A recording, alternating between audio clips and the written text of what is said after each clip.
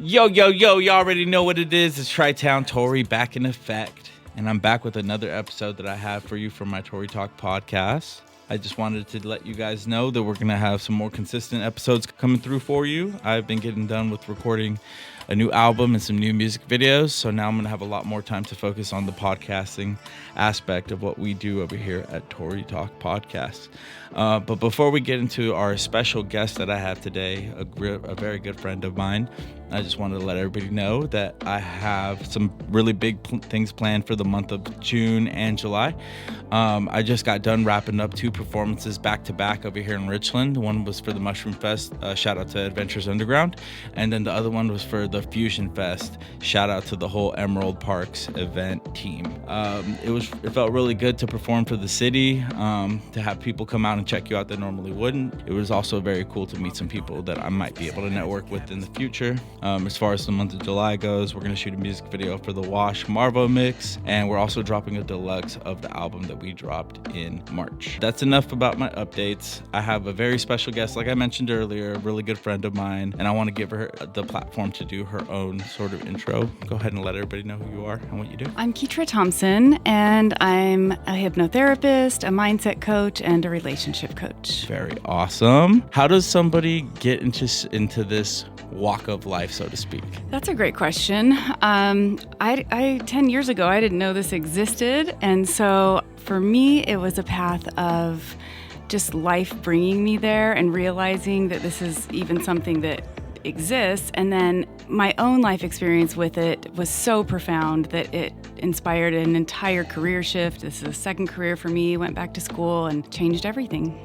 I love that because I know that some of the best ideas come to us later on in life when we're actually prepared to take on something seriously and give our full focus and attention to it. So are you from the Northwest area, or what's kind of your background as far as where you come from? I'm from the Tri-Cities. I've always lived in the Tri-Cities and raised my kids here, so this is definitely home.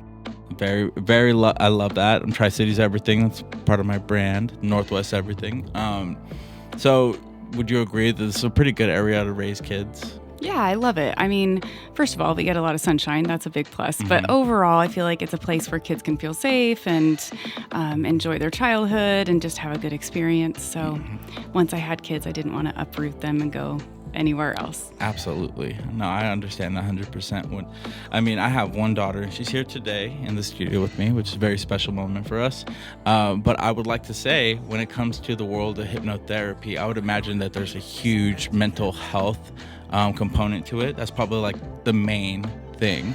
So if we say we're going back on the mental health journey, when did you really come to terms with the idea that this is a big thing and you need to understand what mental health is and what your role is in understanding and navigating that kind of waters? I think for everyone who takes a journey into mental health care or anything like that, it's usually because of their own life circumstances.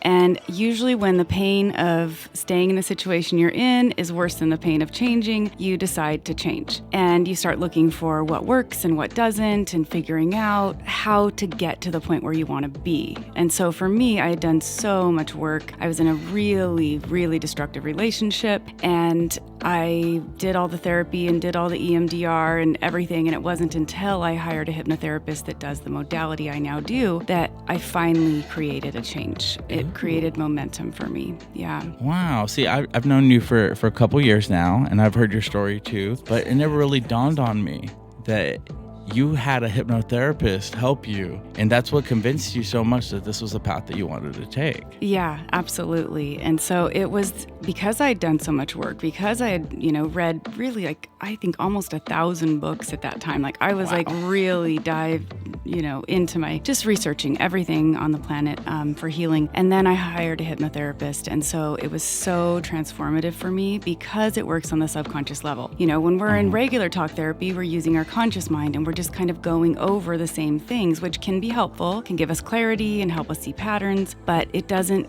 reach the subconscious, and the subconscious controls over 95% of everything we think, feel, and do. So it's a total game changer. Wow. So it's like until you get underneath the hood, so to speak, you can't really make any positive change that's going to last. It's a struggle if you do. Right? Yeah. Because you have to get to the root of the problem, so to speak, right? Absolutely. Oh, okay. So was there any realization while going through the hypnotherapy off first glance, like, oh, wait a minute, there's something a little deeper here for me? Like, was there any moment that kind of clicked like that? I wouldn't say it was a single moment. It was much more of a progression, and I really felt the results of it long after I was done with the hypnotherapy. It was kind of a snowball effect. It starts the snowball rolling, and then all the work you do subconsciously now gives you new programming, so you're operating differently as you move forward. You're seeing the world differently with a more realistic perspective instead of the things that you created in your mind as a child when you gave, meaning to things when you were young and you didn't have any discernment. Now you're seeing things clearly, you're connected to your self-worth, and you're really not taking things quite as personally, which gives you the power to make the changes you want to make. Ooh, okay. Do you think that's just good advice in general, to maybe not take things so serious? Oh, absolutely. Yeah. Like most people are operating from subconscious programming that they didn't really have a say in. And it's knee-jerk reaction. It's assumptions based on their lens, the way they see the world, and their old wounds and whatever's underneath there. So when people act a certain way to you, it's probably less about you and it's a lot more about them. Oh, yeah. I almost feel like that's 100% of the time. Yeah. Because people don't give the thought into things and they just react like you said, knee-jerk. Yeah. So a lot of times people are going to project exactly what's 100% in their mind on you. Yes. So if they're going less fact-based, then it's entirely what's on there. It's all their assumptions and their perceptions. The only exception to that, I would say, is reactivity. So reactivity, this is the best way I could explain it when you're dealing with someone who's really toxic, especially. So it's like someone hitting you in the knees with a baseball bat. And then you scream, and when you scream, they say, oh my gosh, you're hurting my ears. I can't believe you would scream like that. You know how sensitive my ears are. And make it all about you when your reaction was actually a normal response to very abnormal behavior. Ooh. A lot of that's childhood development, wouldn't you say? Oh, absolutely. Yeah. We are actually in hypnosis from birth to age 7. We're in the theta brainwave state. So during that time, we're programming our subconscious mind, but we don't have any discernment. We don't have perspective. So we aren't assigning meaning correctly to our experiences. Yeah. The reason why I say the childhood development thing is because there's a lot of scenarios where I'm dealing with other adults, quote unquote adults, and I see the child that they were, and I see where the development stops, so to speak. Yeah. When you see people who are really in their flaw bag, so to speak. Yeah. The person who's undeveloped and maybe unconscious to them, when you start to recognize those things, it kind of pops out to you like a hieroglyph almost, in a sense. So yeah, you can get stuck in one of those phases in life, or even just emotionally or mentally in a certain phase. But I like to think of people like, if you think about all the rings inside of a tree, that tree grows and it gets bigger, and none of those rings ever go away. They all represent every year of life. And so we're like that. We have every version of ourselves inside of ourselves. And if there's a few versions that are more dysregulated than the others, then they're going to have those fear responses come up to the surface quicker. And then you're going to revert back to that age when that happens. So it's almost like trigger mechanisms, so to speak. And they can cut through any kind of level of development. Yeah. Basically meaning like you could be a person who's evolved and put in the work, but if you still haven't done the work when it comes to trauma specifically, it can cut through a lot of the progress that you're doing. Absolutely. Like yeah. Sure? I think a lot of the work that's out there is not trauma informed, it's not trauma aware, and it's not really dealing with the complex trauma that most people have. I mean, everyone really has some level of complex trauma. Some of us just have a little bit, and some of us have a lot. And so if we're not dealing with it, then we're not really getting to the heart of the issue. Right. No, totally. I want to ask you this because I think it's really interesting when someone's in such a specialized field of study, work, occupation. Is it hard to turn off the brain, the hypnotherapist brain, and to kind of live like a regular life? Yeah, it's so much a part of me that doesn't really happen. Like first of all, it's because I'm doing what I love. Yeah. When my first career, I could leave work at 5:00 and be done. Mm-hmm. And now this is part of who I am. It's an extension of who I am. And so it's the kind of thing I read. I read, hundreds and hundreds and hundreds of books, but never fiction. So I'm constantly learning and growing, and not because I feel like I have to, but because that's actually what I like. That's you. It's me. Yeah. And so there's no way to separate me from the job I do, but at the same time, of course, there's a difference between the full, playful version of me with the people I love and trust versus the professional me in the office. Yeah. Totally. I mean, there has to be. Yeah. Or else it wouldn't exist. I mean, the personal life wouldn't exist in a sense. Because if you were to be yourself 24/7, anybody, a pizza maker, a rap artist, anything that wears on people, I've come to see. Yeah. And you have to be able to create not an alter ego, like it's the real you, right? But somebody who doesn't burn a hole through things, so to speak. Yeah. Well, we have all these versions of ourselves, right? Like, we're so multidimensional. We're not just single versions, and people will get an idea of a person in their head and think they know who they are based on this layer that's been exposed to them. But the reality is we all are so multidimensional, so multi-layered, and we're different versions of ourselves in different situations, and that's okay. Like, it's really good to embrace that and know, like, yeah, this is all of me. All of these different parts of me are just as much me. Yeah, that's important to accept that, because me, Tory North, Victor Navarrete, everybody who I am, through the different things that I do, I realize, like, it's okay to be extremely flawed, and it's okay to be somebody who isn't very sharp and on the ball. Like, the person who's outside of the, like, I guess for a metaphor, the machine, so to speak, right? For that person to be very human and very understandable, I think is a good thing. So that's who I am outside of, like, music and everything that I create.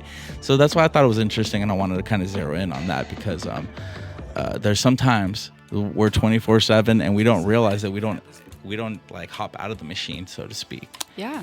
Or we don't let ourselves be human. Like, there's so many people that do not accept themselves fully. And because of that, they're constantly wearing a mask, and they're constantly being performative, and they're not really accepting themselves. And when they do that, they can't let themselves fail, because the level of shame they experience is just so much. And so there's a lot of pressure to constantly be a certain way. And so I always say, you're allowed to be human.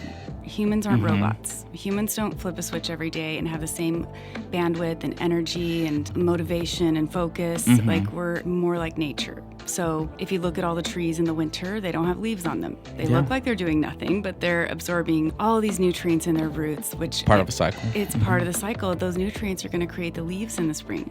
So it's actually active rest. And so just even that acknowledgement allows you to go, oh, these different parts of me are just part of being human. Yes. And that's okay. 100%. I know that me personally, I have a tough time dealing with the different people who I am, but I know that when I get around my mom, my family, my kid, they'll always bring me back down. Can you tell me a little bit about the relationship that you have with your family, your friends? Yeah, absolutely. And how it works? Yeah, I have 3 boys that are grown, and I'm really, really close with them. I worked really, really hard to be a great mom. And I, of course, can't take credit for all of their amazing success. They are their own human beings. But I think the most precious part of them is just who they are as human beings. Like, they have really good hearts, they're great people, and they're just fun to be around. And so it's actually that same thing for me. I realized when I was in this really toxic relationship, I realized I would just rather be doing anything I want to do with my kids. Like, those are the funnest people on the planet that I know. And then I realized they're also the people I'm the safest to be myself with. And so kids can do that for you. They can give you permission to be silly, to dance around the kitchen, to, like, embrace that part of yourself that you kind of set aside for the rest of the world. And so it's been an incredible journey as they have gotten older, and I've been able to keep that level of comfort and connection and communication. And of course, I have, the rest of my family I have a great relationship with and I'm comfortable with. But the other piece of all of that, I think, as they've grown up, it's become incredibly obvious to me how important my friends are. My friendships are so great, and I don't have a ton of them, but they're committed, they're connected, they are people I trust, people I do fun things with and just have a life with. And so without that, I think that's a big problem. And most people are facing a lot of isolation right now, and a lot of loneliness. And even connecting with people as you get older gets more difficult. You're busy, you have your own life, That's so true. Yeah. How would you help someone get out of their shell and become a little less isolated when it's not in their personality to be outspoken? And here's what I tell my clients, and this is a weird term I use that I've made up somewhere along the way. I just say, go flirt with the world. Ooh. And so when you're flirting with the world, you are Curious, open, you're present, you're friendly, you're warm, you're talking to the cashier, you're talking to the barista, your whole vibe is open and welcoming. And so people come up to you more easily and they respond to you when you speak to them so much more easily. You're not in your phone. You're not off in your own little world. You're open. You're open and you're there. And so the more you practice that, the more you just show up that way everywhere, whether it's dating or your relationships or your whatever. You just show up that way all the time because practice makes permanent. Okay. Right? So if you just keep doing it, the phrase like practice makes perfect, but really you could be It's practicing better the to wrong say it. way and it makes it permanent. So whatever you practice makes permanent in your brain. And so if you just practice that presence of being there and being warm, I didn't even know I was doing it, but I'd done so much work and I realized the way I was showing up in the world, because people would just come up to me or compliment me or come talk to me. And it's because I was being present and I was being open and I was being warm. And because I'm not self-critical, I'm also not being critical of other people. And I think that comes out. Wow. It's like a whole journey of finding out who you are. Absolutely. And finding appeal in the person that you are. Yeah. Because I like the term breeding curiosity. When you feel a little funny or you feel a little awkward and you're like, nah, what am I doing? Why am I trying to be somebody more than I actually am, or that I know myself to be? You're really confronting that part of you that you don't want to run the show no more. You don't want that part of you that wants to hold you back and keep you from doing fun things and being a part of something new. You're like, who elected this person to run the joint? Yeah. In my opinion, I think that the most adventurous and most curious and most able-bodied version of myself should be running the show. And that's what I had to discover on my own too, because I've always been a musician who is such an extrovert in one realm of who I am. But then in the rest of it, I'm this introverted soul who wants to just study and be a part of the earth. And so it's coming to terms with these two different sides of myself, and then trying to figure out how can I organically become a person that I can tolerate, that I want to be around. And that's a big part of the journey. So just even having you around and digging into your brain a little bit about that is a treat. So I do appreciate that. But yeah, to continue on with where we're going with this whole dialogue, I want to wake up a thought in the mind of my listeners, where the same way we were talking about that awkwardness and familiar feeling about who you are as a person, we can really approach some of these topics where we have a suspicion, a curiosity that maybe these things are controlling us in ways that we have no idea. When you talk about depression, when you talk about anxiety, and all these things that are buzzwords now, and you think about what profound effect that they have on you subconsciously, I want people to start to look into these things. But how does somebody start to get familiar with the world of psyche? Well, I mean, there's so much out there now, and that can almost be a problem because it can be overwhelming as well. Where do you start? But you really have to look inward at yourself. If depression is sort of a representation of over focus on the past, and anxiety is sort of a representation of over focus on the future.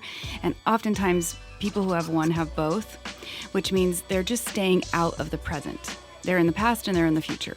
They're ruminating and then they're thinking, what if this, what if that? And they're trying to overfunction, overthink. And so it's really a sign that you aren't tuned into where you are in the moment. You aren't tuned into how you feel in the moment. And doing that is probably the biggest first step you could take, is tuning into how you feel, because your first language is not words, it's feelings. Mm-hmm. And so when you're a baby and you know you need a diaper change, you're going to cry. And if they just try to feed you, you're still going to cry because they haven't met the need. But you know what the need is, right? Mm-hmm. And then as you get older, you get told, well, that's not a big deal. Don't cry about that, you know, whatever. And you get disconnected from your feelings and emotions. But they are your guidance system. So they're telling you what you need. And what happens is you don't meet that need. And over years and years and years, you get this pileup of unmet needs. And so if you think about your feelings, think about them like they're all good. They're all giving you information. But think about them like the lights and gauges on the dashboard of your car. Like those are just giving you info, right? But what if your oil light came on saying you didn't have any more oil in your car? And all you ever did was put more gas in it. Like you would burn up the engine. Right? Yeah. So that's what we're doing. We have a feeling we don't like, and then we're putting gas in the car when it needs more oil because we don't know what the feeling is. We don't know how to interpret it. We are having that drink, getting high, obsessing about relationships, we're zoning out on our phone, we're coping, we're whatever, just to get rid of the feeling temporarily. When in reality, we need to sit with the feeling and ask ourselves, what do I actually need right now? Yeah, because not to cut you off, but what we're doing is we're using a hammer for everything that looks like a nail. Yeah. It's kind of like when people drink coffee to fix every problem that they have in their life. Yeah. You know what I mean? Right. But you're shadowing or blanketing everything with that. We are, and we're eventually getting to emotional capacity. So if you think about, we all have this kind of what I call the emotional garbage can. And it's this place we shove everything down into just so we can get through our day. And you've probably had a garbage can in your house where you've pressed it down and pressed it down. And at some point, like, that thing's got to go out, right? Yeah. So we all get there and we reach emotional capacity, and then we realize what I used to do isn't working anymore. I don't have capacity, and I don't know how to cope. And I personally think every single human being gets there somewhere around midlife, if not before. And that's when you see the, guy buy the Corvette and have the midlife crisis that we all notice. But the rest of us are dealing with it in a quieter way that isn't so obvious to the world and don't know what to do about it. I kind of want to, that's interesting, the whole identity crisis thing that comes along with that and how that plays into, see, what I always figured out is when someone has their identity like so deeply rooted into a certain part of their life that no longer is accessible or attainable to them physically due to their age, right? They go into this tailspin where they don't know who they are, and they're trying to do anything to kind of regain some sort of absolutely. Like, can you speak to that? Like, what? Well, and it's what is that? Not always just controlled by age. Like, even a divorce, right? If you were 100% like in this relationship and thought that was going to be your future and your life, and all of a sudden it's gone, and you don't know who you are without that. Like, absolutely. I spent 23 years of my adult life married. Right. So what am I if I'm not a wife? Like, who am I? What role do I play? And so there's a whole process of identifying who you are now, who you want to be. And then there's also all of the old stuff that plays into that. So you really have to grieve the loss of what you thought you were going to have, but be curious about who you're becoming. And there has to be a letting go of rigidity in that. Because if you're just stuck on, I need to figure out who I am, I need to figure out my purpose, or I need to figure out my calling, or whatever that is, that's too rigid, because you're a human being. You're more fluid than that. It's going to evolve. You're going to evolve. And you have to allow the space for that evolution by not sitting still waiting for life to happen to you, But by stepping out of your comfort zone enough to try new things, and you just try them on, like you're going clothing shopping, you try on activities that way, and you go, okay, I don't know if I'm going to like it, but I'm going to try it. And if I do, I'll keep doing it. But if I don't, I'll just do something else. Allowing yourself the space. Yeah, you have to have the space to step out of your comfort zone and quit sort of wallowing in the past. Because I think what keeps most people stuck there is the narrative of that wasn't fair. That wasn't fair. I didn't deserve that. They feel justified. That wasn't supposed to happen to me. And their lack of inaction. And then they just stay frozen. Like, if that wasn't fair, how do I make it fair? You can't make it fair. Because they can't confront themselves about it, because essentially they feel like they're the victim of something. Yeah, and I see a lot of women do it when, and I was in a 17-year marriage with a spouse that cheated. I get this betrayal trauma process, but I see a lot of women that do that. They get cheated on or left out of nowhere or something, and then they just sit in this space of that wasn't fair. And men do it too. That wasn't fair. I didn't deserve that. And they just stay in the that's not fair long enough that they start putting everyone into a category. All women are this way. All men are that way. And they start creating this rigidity in their thought life and in the way they function because of the that wasn't fair thought. So they just have to be accountable for it. And that breaks the spell, so to speak. They do. They have to be self-reflective, of course, about the part they played. Mm-hmm. They have to be reflective about what they want. And then they have to have a level of acceptance that life changes. Like, that's the only guarantee we have, is that life is going to change. And we like the idea that it's not going to change.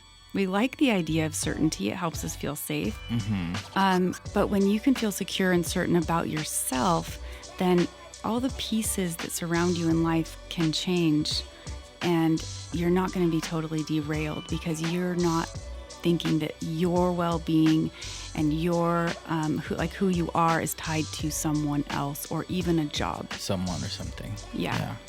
I think that I talk to a lot of people, and I tell them that life is really like a video game in a lot of senses, where every level is what it is, right? And you can make it to the next level, but you got to do some things. Sometimes you got to stop doing some things and, adjust the way that you are playing the game. You mentioned earlier about toxicity when it comes to relationship. And the reason why I was wondering too about you being able to leave who you are as a professional to kind of have some of the vulnerability is that I realize in the world of dating, being a perfect player is almost at a disadvantage, where you almost have to have some flaws and vulnerability for you to relate to somebody and accept them for who they are. Because if you are over here like I'm a 10 and I'm looking for another 10, then you enter into a whole different world of things that are going to be a problem. So the reason why I bring up the whole toxicity is because you are a woman, you are in the dating world, in the dating pool, or have been.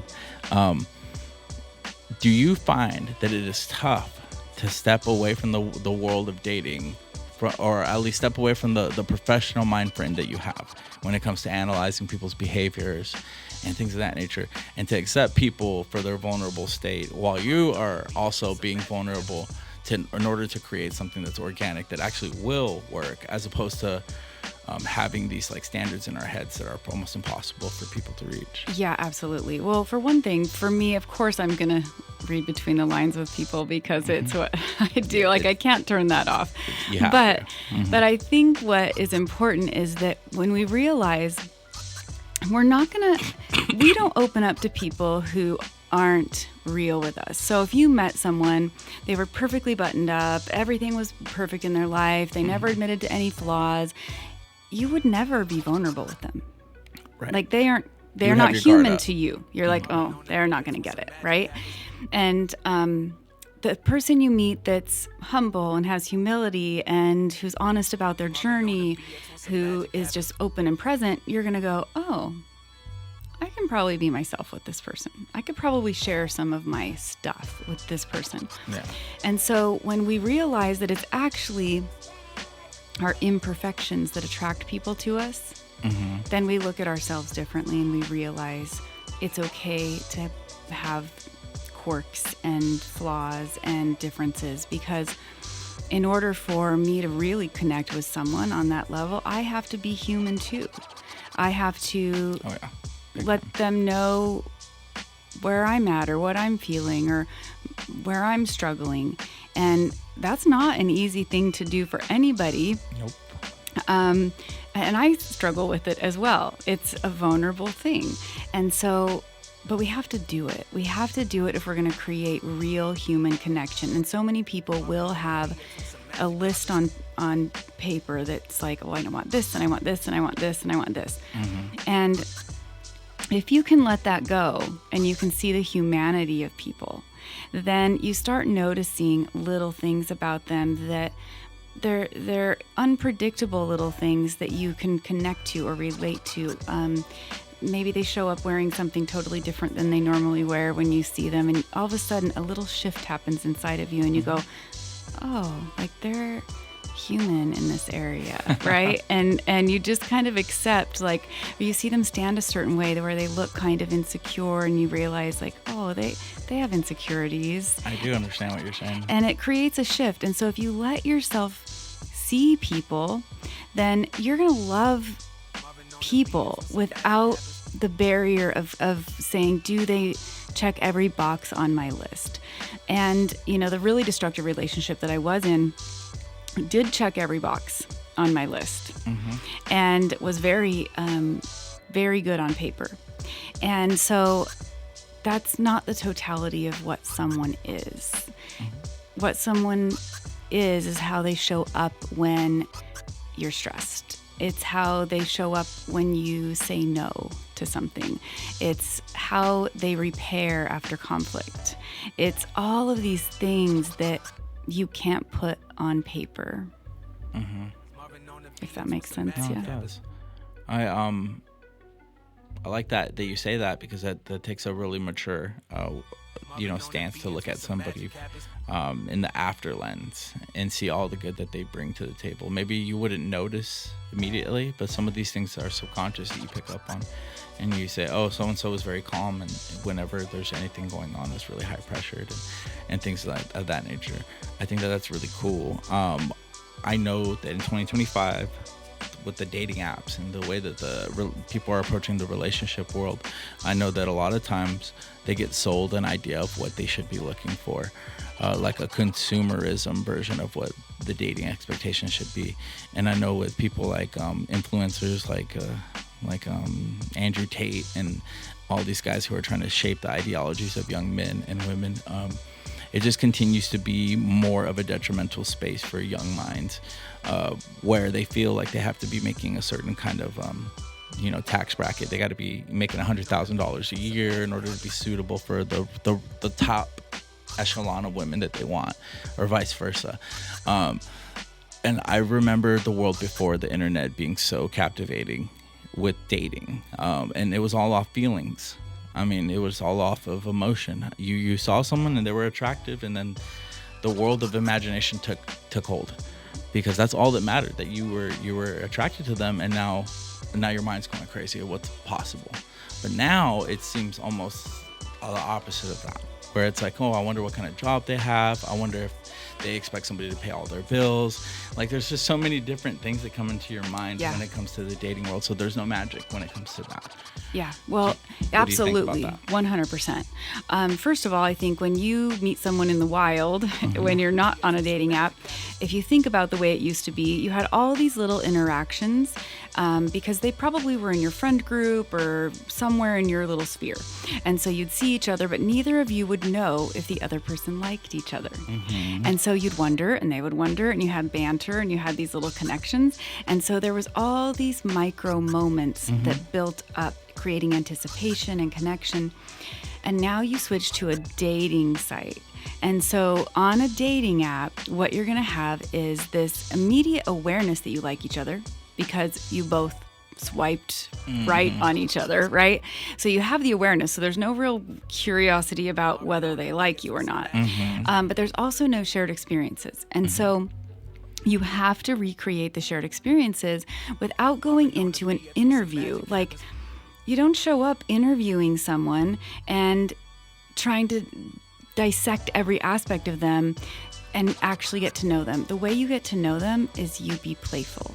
and you go do things that are playful, and you go have shared experiences with someone and let them unfold themselves with you and you with them.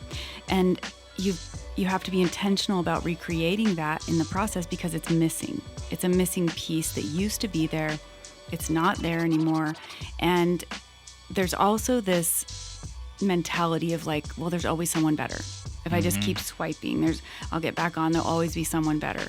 And so FOMO. Yeah, exactly. And you have to realize that everyone's going to have stuff. And if you don't give someone enough time to unfold with you, you won't create actual connection. And so there's actually some biological stuff here, like vasopressin for one. Now, vasopressin is a chemical that gets produced in your body that creates, like when you're problem solving together, you're creating vasopressin. So if you are maybe even arguing and repairing, like you can create vasopressin, but you could create it like if you were just doing a jigsaw puzzle or something. It's problem solving and it's deeper communication. It's shared experiences. Working together. Yeah, think about a shared experience. Even if you went on a little hike or something, you would be kind of problem solving along the way together, right? And so the more shared experiences, the more vasopressin you have in your body. And we need that before we flood ourselves with oxytocin. So I know this is a little off the trail here, but you're going to see why. So if people are high stress, men or women, but a lot of men kind of fall in this category of having a lot of cortisol. If they are like really driven or high stress, they have a lot of cortisol, and they manage that cortisol with dopamine hits, short, quick dopamine hits. The gym, your phone, and what they do is they're managing it a little bit, but they're sort of burning out their oxytocin receptors in the process of so much dopamine. So they need a lot of vasopressin to get that oxytocin. And so if you just have sex with someone quickly, a woman's probably going to get flooded with oxytocin, and a man not so much, unless he has a high level of vasopressin. Interesting. So, and as a relationship progresses, like up to a year after like marriage or serious commitment, women's vasopressin drops, and that can affect their sex drive. And what they really need is deep connection and problem solving. And so it has to be cultivated. And that's part of the problem, where you want to check all these things off the list, or you want to sleep with someone really quickly or whatever. You don't have enough vasopressin and bonding experiences to even absorb enough of the bonding hormone when you get it. For it to be meaningful. For it to become something deep and connected. And people don't realize it, and they're just kind of treating this like a buffet. Like a fast food culture. Yeah. That makes sense. So it's important to slow it down and have the shared experiences for so many reasons.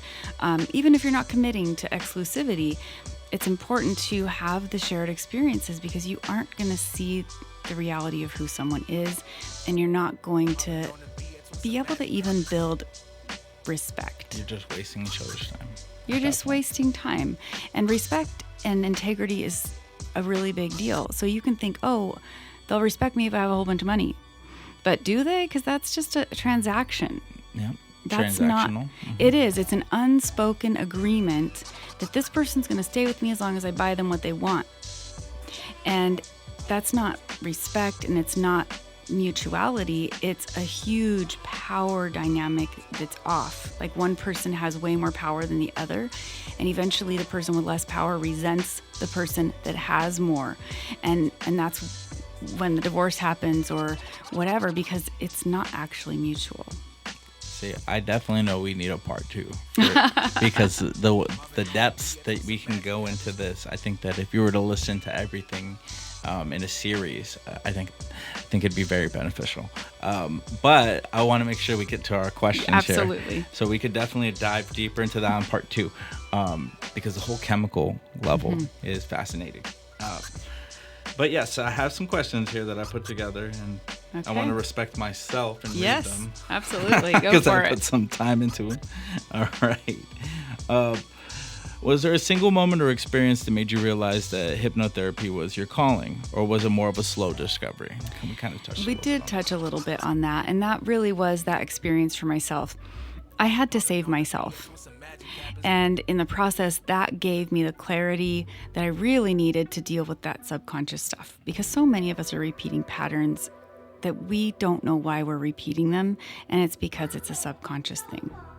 And so I was already in the coaching realm when I did that, and I realized immediately, oh my gosh, I have got to do this. Like, this has to be part of the process because it's so transformative.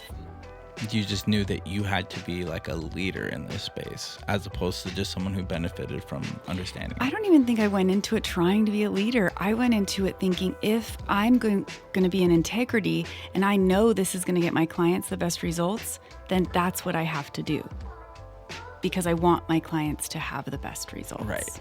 So it wasn't necessarily like you were trying to be, like, no ego whatsoever when it came to it, but you wanted to be a source for this, for people that you can translate it and make it really understandable. And if what I was going to do, if that's the way I was headed, I wanted to be the best at it. Like, I wanted to be good. So there is some. That. And I was also, leaving this very toxic dynamic and starting over. And I just thought, if I'm going to do this, I'm going to do something I absolutely love, that I believe in 100%, that's meaningful and has purpose. And so that was a big part of it too. I love that. And it really shows. Like me, for example, I wouldn't be making music 20 years down the road if it didn't have like that hard line to my heart, my passion and the things that I cared about. Next question. If your subconscious had a personality of its own, how would you describe it? Mine personally, or people's in general? I would say yours. Mine. If my subconscious had a personality of its own, I think that if I had to say my subconscious had a personality of its own, in my mind, what comes to mind is a picture of me at about 4 years old, and I'm wearing a Wonder Woman costume and like on a trike and like legs out and hands out and like big smile and like just fully embodied joy. I would say that is probably the personality of that person, who wanted to, at that age, like freely gave love and received it and was open and warm and excited and always being creative in my mind and like wanting to create more or learn more or do more, just an openness and an excitement for life. I like that answer because I feel like I could feel the warmth from it while you described it, because it's a very true thing to you. Yeah. Me, on the other hand, my subconscious, I would say, if you ever saw the movie Gremlins. Yeah, absolutely. Do you remember the rebellious white-haired gremlin who was just like the leader of... Oh, yeah, totally. That's my... That's awesome. But that's the reason why I'm such I stir the pot in so many different fields, and I don't like to be ignored. I definitely like my presence to be on the front street. So I had to add my little gremlin comment after yours. I love that. That's awesome. The nuance. What's a common myth about hypnotherapy that you wish more people understood, and how do you usually explain the truth? Okay, so the myth is that it's like TV, like, someone's going to make you quack like a duck or something. And clinical hypnosis is so not like that. Right. It's very different, right? But we all go into hypnosis. So the myth is that it's some mystical, weird thing that is weird and scary. But we all go into hypnosis all the time. As we're falling asleep, as we're waking up, we go through these levels of somnambulance. So if you've ever been driving and you got home and you don't remember how you got there, you were in hypnosis. So what happens is hypnosis is a relaxed state of focused attention. And because you're focused on something in your mind while you're driving, but you're also driving a route you know really well, so you're relaxed, your subconscious comes up to the front, it knows the way, it gets you home. And so you could be in hypnosis with your eyes wide open and not even realize it. So it's not this difficult, weird, mystical thing. It's actually quite natural. But when you have the guidance to go where you need to go, it's really profound. And so getting to the heart of those things that you created as a belief system when you were younger gives you the ability to actually create traction and movement in your life. I always say, when everything else has failed, hypnotherapy works because it really gets to the heart. Wow. That's my one of my favorite teachers, Ed Daly from Tech. He's my radio broadcasting teacher. He was such an open door to the world that was waiting for us. He would always kind of give us little hints about things that were just so much bigger than our little minds at 17, 18 years old could really wrap around. But one thing that he did tell me was that he was a hypnotherapist too. Oh, wow. And that he had helped people stop smoking cigarettes and things of that nature. And we begged him and said, can you hypnotize one of us? And he said, no, maybe if I had parents' permission after school or something, we could do something. But it's something that I've always been kind of curious about too, because there's always like those those traits that we wish that we could get rid of about us and activities and behaviors. And, maybe one day me and you can sit and talk about that a little bit deeper. Sure. But I just love how the last resort is always something that seems to be like the most skeptical thing like that people could possibly have. Yeah. Like even like shamanism and like holistic sort of, it's like, why is it that the last resort is always looked at so like kooky in a sense, right? Right. By people who are non-conventionally like inept to understand those kind of things. So. Oh, for sure. I've always been somebody who I believe that like the prescribed methodology to something isn't necessarily going to be the right thing every single time. Right. I mean, I go to doctors with a skepticism, that they're even remotely in the understanding of what I need from them. Sure. But they can still be a tool, right? They can still be this really great tool, not throwing the baby out with the bathwater, but just going, okay, I'll use what I can with them. And 100%. I got 2 more questions. Yeah, go for it. When you're helping others tap into their inner world, do you ever learn new things about yourself in the process? Oh, absolutely. Yeah. It is interesting to watch. And, the modality I use is a little different. Every hypnotist uses what's called direct suggestion, which is kind of telling someone what they want to think and feel and be and all that good stuff. But my process is very much a root cause process. So we go all the way back. And we get to the heart of the belief so that we're creating a new operating system. And then we build in direct suggestion for who you want to be, because we always want to be future focused as well. But I think one of the biggest things that has surprised me is that the things that create belief systems in us are not always big, scary things. They are little things. And so it's made me reflect on my life and go, oh yeah, what little things did I hang on to?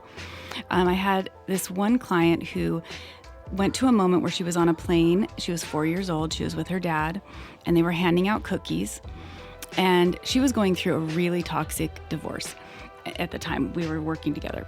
But they were handing out cookies to all the kids and they were running out. And so her dad said, just give it to the other kid, not to her. And she had no discernment at 4 years old. So her belief system in that moment was, I don't deserve good things. I don't deserve that cookie, right? I'm not good enough. Maybe I'm bad. And so as she reframed it and we went through the whole process, after the session, she sits up in the chair and she goes, oh my God, I deserve the whole damn cookie.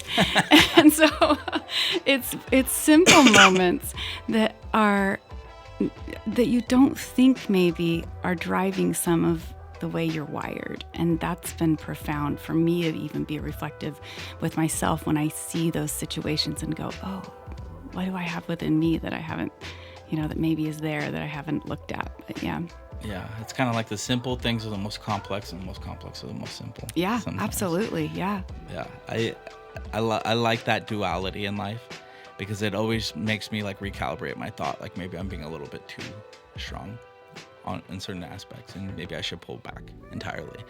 Okay, and one of my last questions that I have for you, and I am going live right now because I want to capture a little bit of this. One of my last questions is, if you could do hypnotherapy on anybody through history. Oh, man. And this could be for whatever your motivation is. Who would it be and why would that be? Oh, man. I just can pick one person. I could think of so many.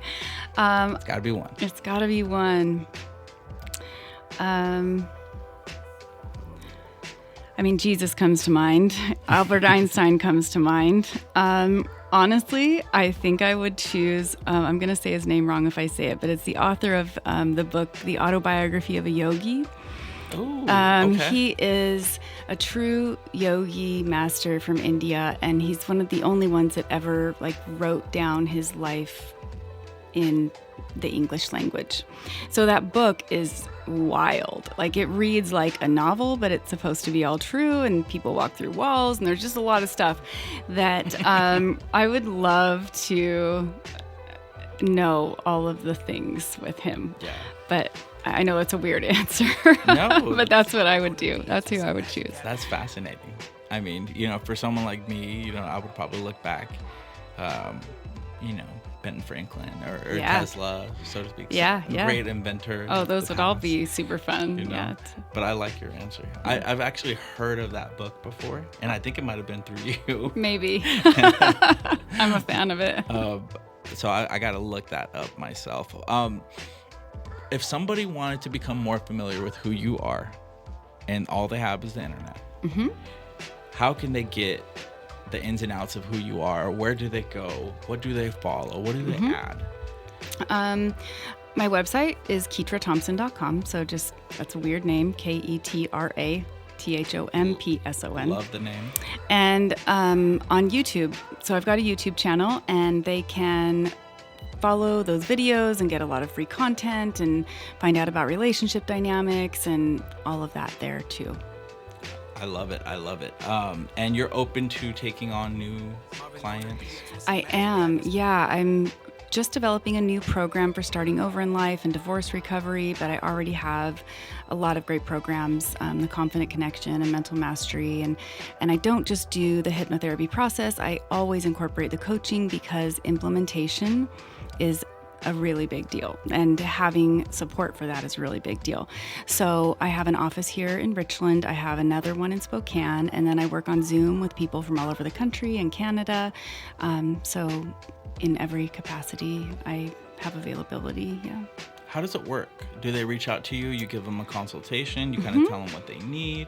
I have an initial consultation call. So on my website, people can set that up. It's completely free. There's no charge, but it gives us time to just chat over the phone. I can ask some questions. I can get clarity, and I can give them my best recommendation after I really see exactly where they're at and what they want, and to help them understand the process as well, so that they know what they're wanting to get into, and how that all works. So that's the best way.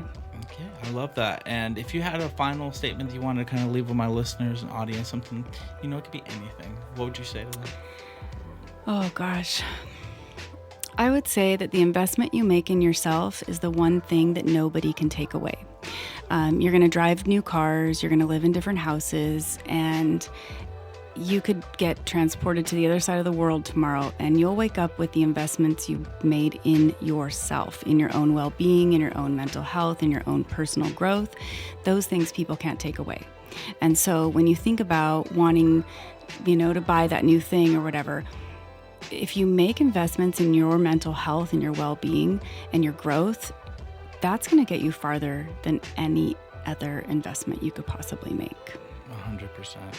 I just want to tell all my listeners, it's very important to slow things down and to look at your life and really evaluate the choices and decisions that you make. And sometimes it's okay to phone in a specialist to give you some help and to help you kind of structure your life in a way that can be productive. I know me personally, I've never wanted to live a cookie cutter life, so to speak, but I realized that without any kind of structure or boundaries for myself, it's really hard for me to be a consistent, productive individual. So I definitely recommend people looking into the mirror, looking at themselves and realizing I need help. And I know that a lot of people do struggle at asking for help, even if it's something as small as picking up the remote off the floor or, but I just want to thank you so much. I've always thought that you're, such a professional person. So even you taking any time to do anything that I got going on really means a lot to me. And I definitely want to have another one, part 2, part 3, Sure. Thanks for having me. It's been really great. And I could definitely see you having your own little podcast, something going on, because people could really benefit from having like a consistent series or something like that. Yeah. Right? Well, I mean, I've got YouTube, but it's a little different. I'd love to. Yeah. As soon as I don't know, I have a pretty busy schedule. Yep. It's hard to fit stuff in. I hear that. Well, I just want to say thanks again. Thanks for coming to the Tory Talk podcast, and we'll be with you guys very soon. Much love.